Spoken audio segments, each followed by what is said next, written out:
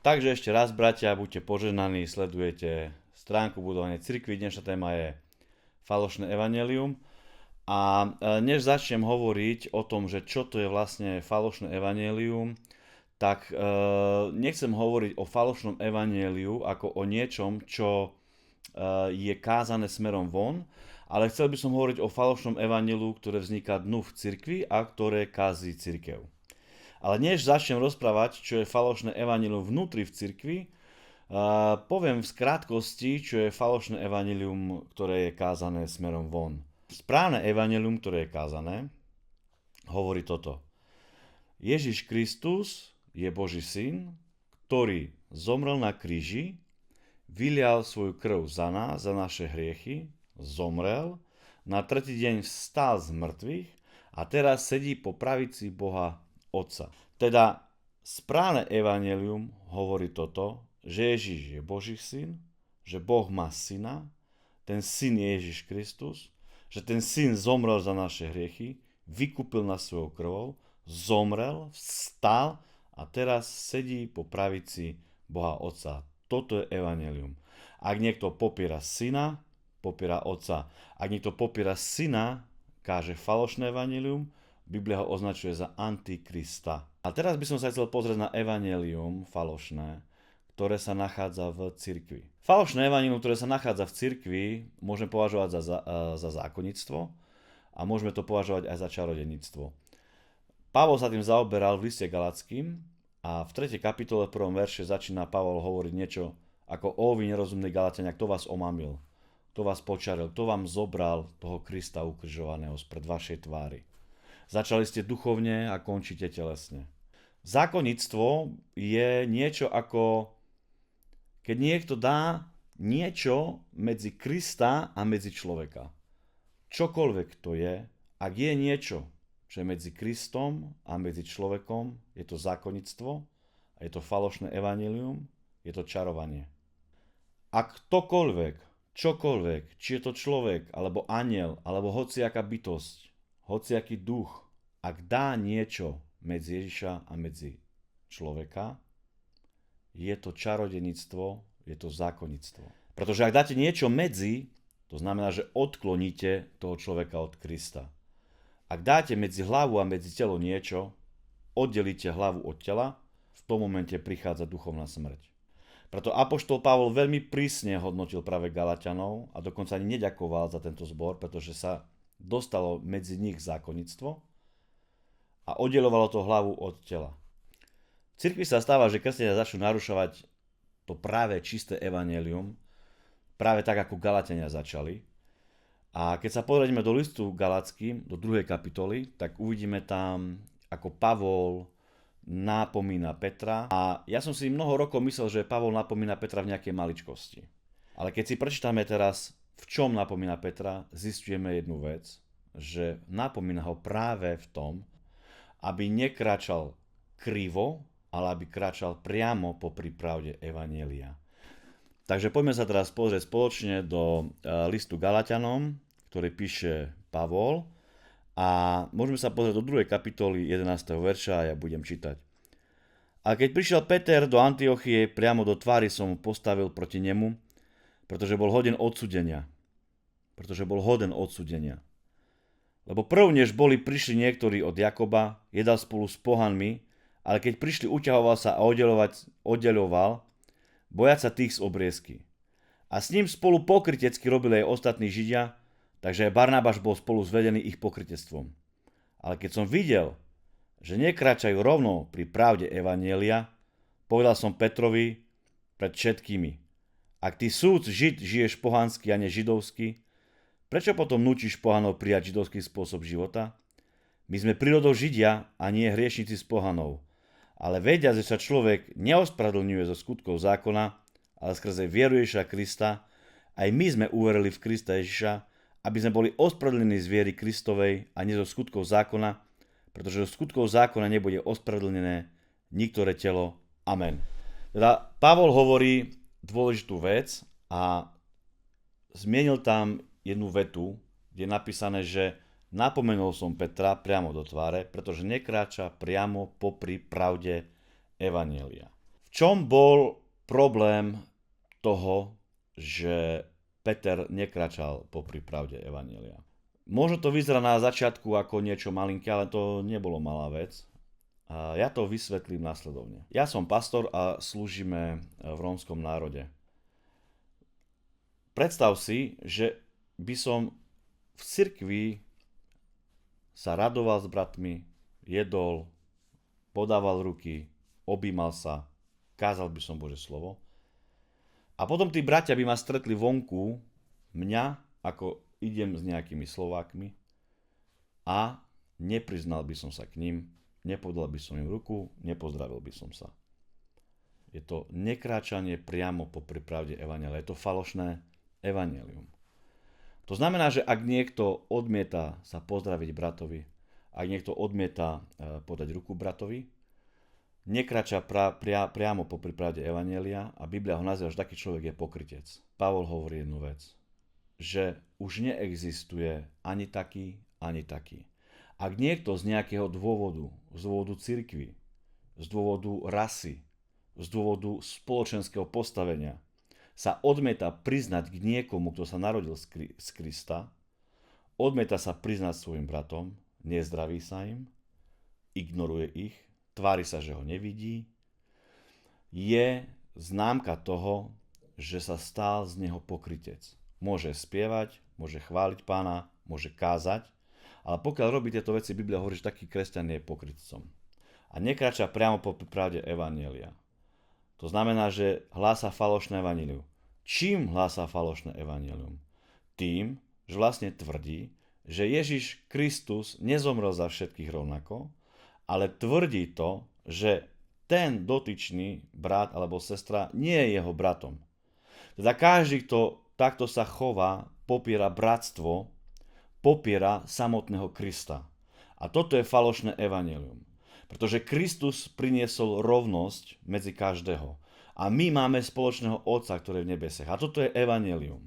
Že už nie je to Žida ani Gréka, ani Slováka, ani Róma, ani Američana, ani Číňana, ani Afričana, ani Nemca. Už nie je to nikoho, sme my, ktorí sme Božie deti, ktorí sme sa narodili z Krista. My sme boli vsadení do Božej rodiny. My sme sa stali bratom Ježišovým, stali sme sa synovia a dcery Boha. Narodili sme sa z Boha. Máme jedného Otca. A toto je evanjelium, že Boh nás zobral a vštiepil nás do svojej rodiny.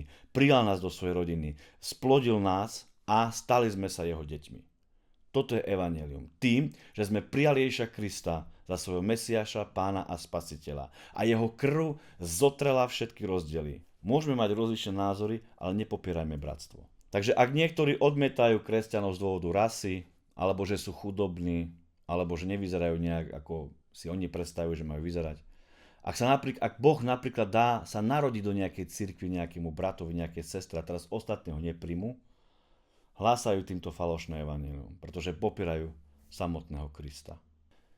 Úprimne povedané, ako pastor som sa stretol s týmto prístupom. Je veľmi zaujímavé, ako niektorí sa tvária veľmi duchovne. A potom v nedeľu ide každý do svojej škatulky. Rómovia k Rómom, Slováci k Slovákom, Afričania k Afričanom, Američania k Američanom, Číňania k Číňanom.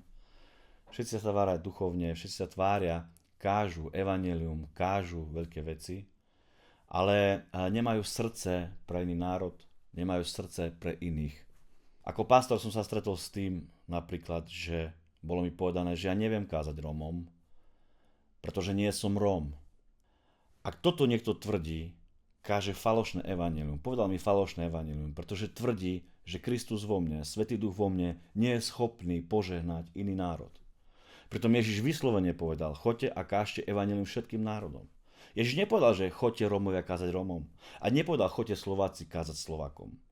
On povedal, vy choďte medzi všetkých.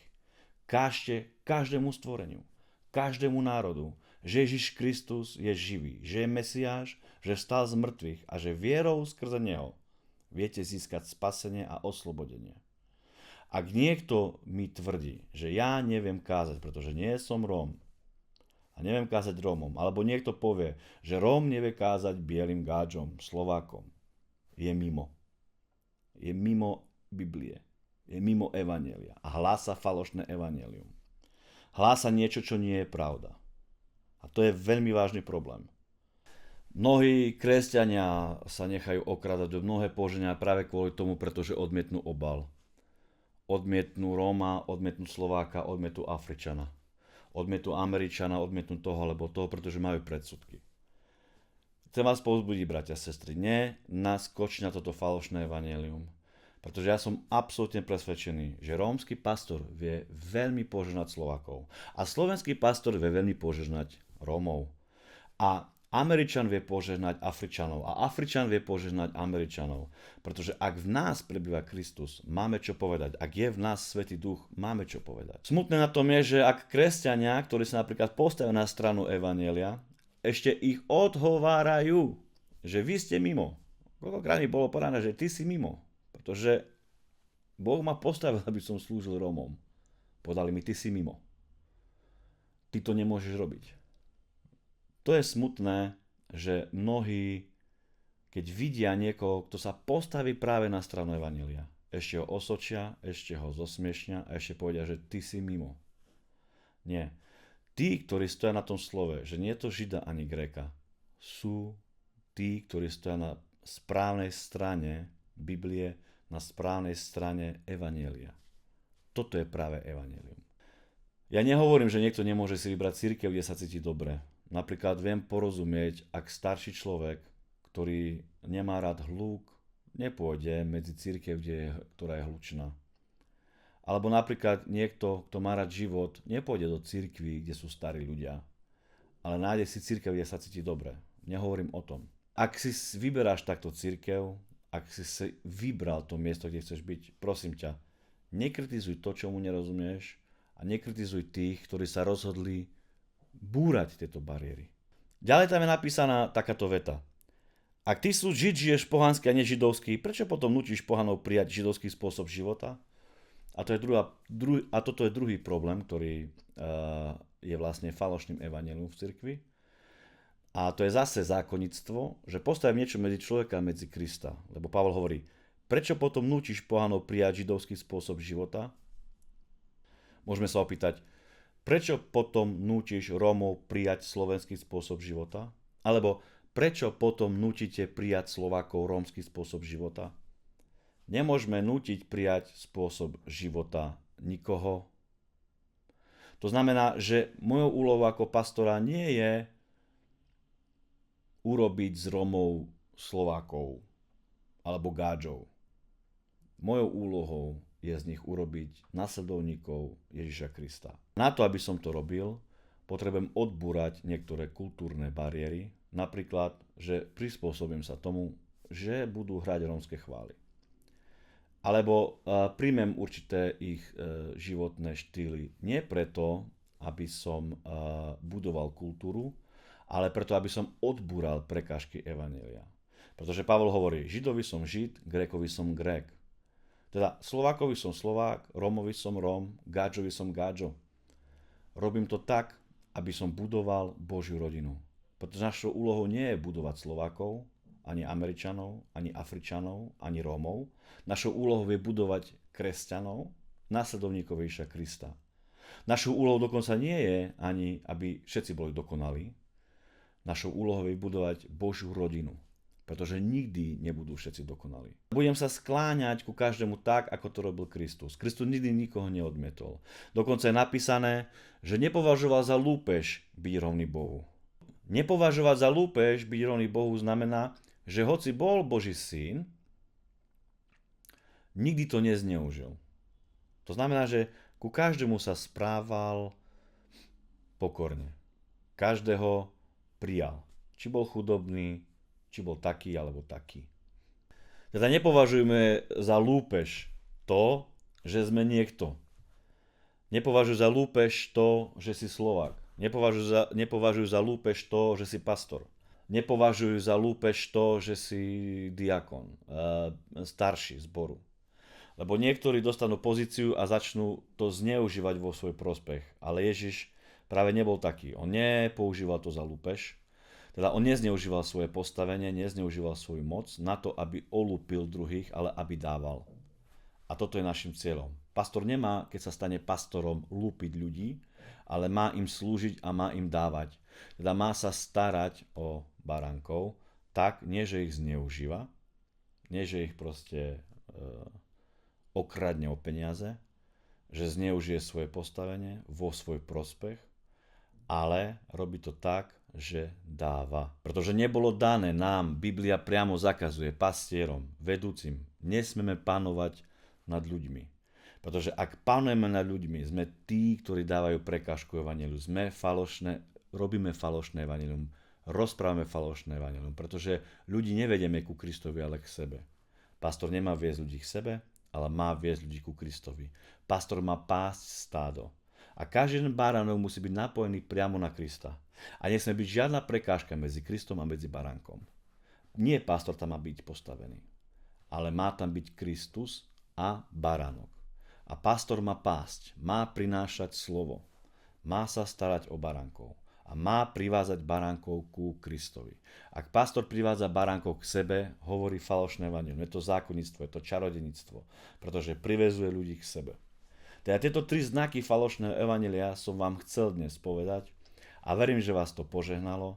Ak vás táto služba žehná, na konci je číslo účtu, môžete nás požehnať. Ďakujeme za každý vás dar a nech váš Pán mocne požehná. Šalom, pokoj.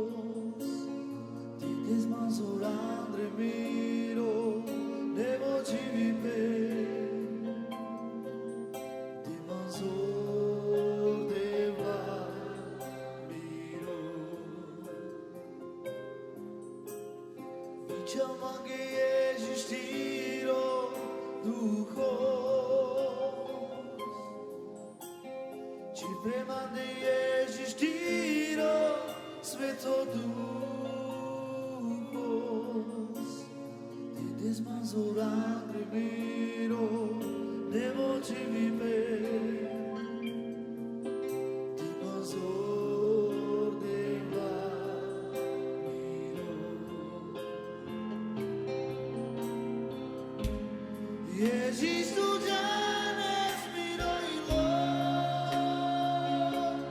teba tu sa víro samoro. Ježíš tu